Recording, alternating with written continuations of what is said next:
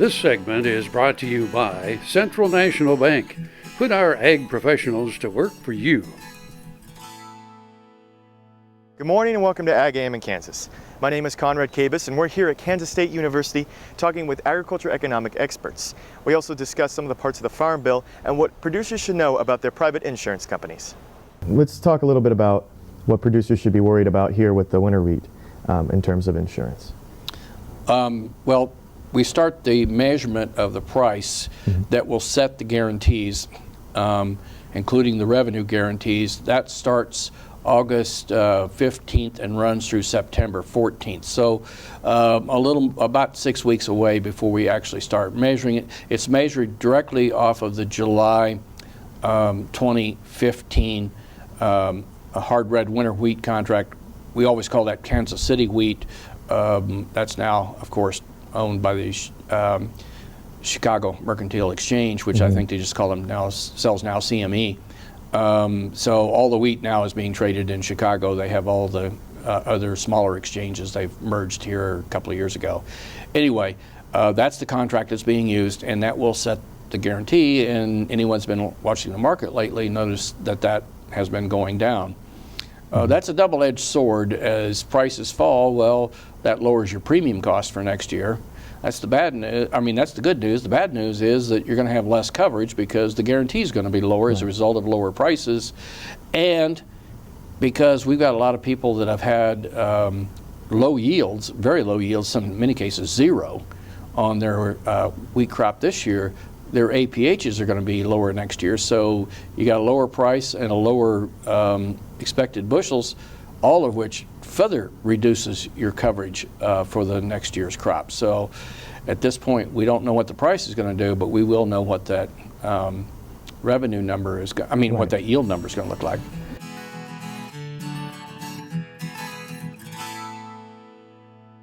Valley Vet Supply is devoted to providing information and professional quality products at reasonable prices. Valley Vet Supply. Tallgrass Commodities offers producers bulk commodities at a reasonable price with reliable service throughout the whole Midwest. To find out more about Tallgrass Commodities, visit tallgrass.us or call 785-494-8484. Machinery Link.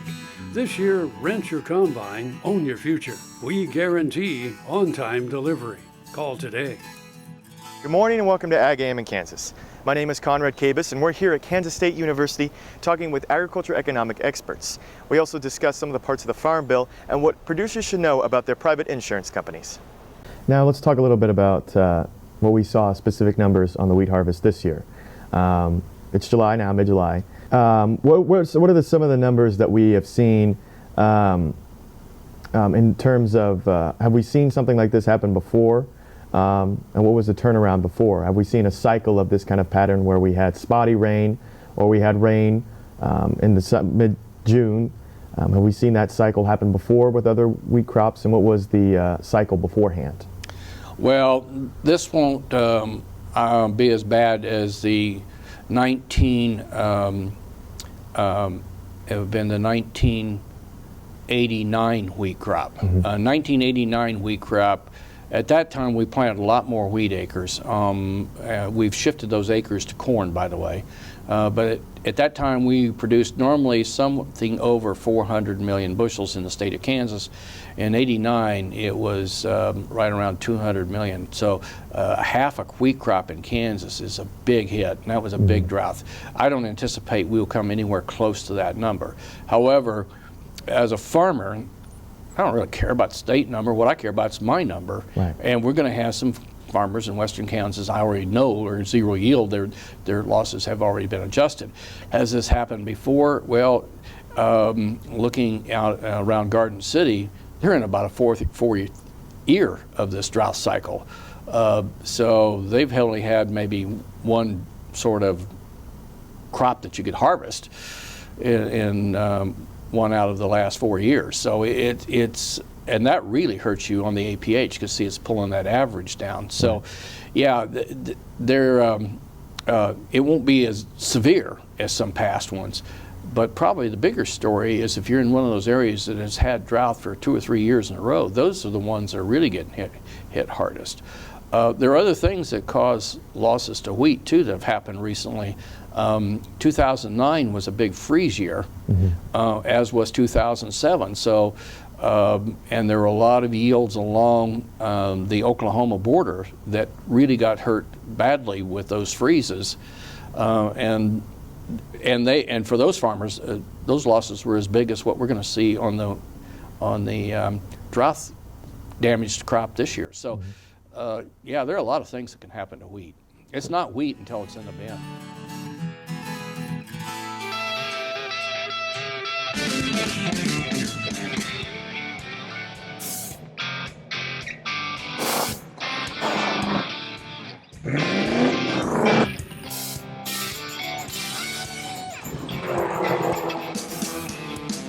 This is the fast track to more jobs and America's energy independence.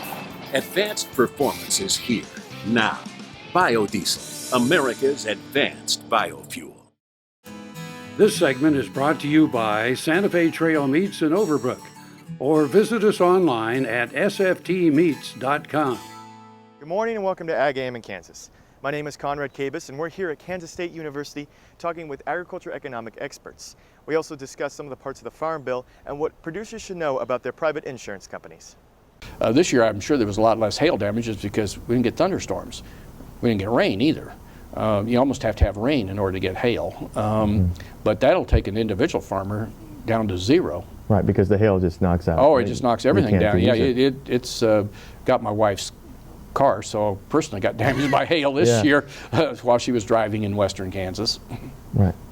So let's talk a little bit about coverage for hail. I know that's a big problem with a lot of, because that just takes down yields in no time. So what different things have we seen in the Farm Bill about that? Well, first of all, hail can be insured privately, and a lot of folks. Now there is hail coverage in your crop insurance contract, but it's averaged over the entire farm or at least the entire field, whereas private hail is insured acre by acre. It's spot loss. In addition to that, most farmers have a 20 to 30% deductible on their federal crop contract, whereas hail can be as little as zero. Although if you'll take a 10% deductible, you can usually cut your premium rate quite a bit. But the point being is, a lot of farmers, what they'll do is if they see they got a wheat crop coming on in the spring, they will add private hail to their coverage.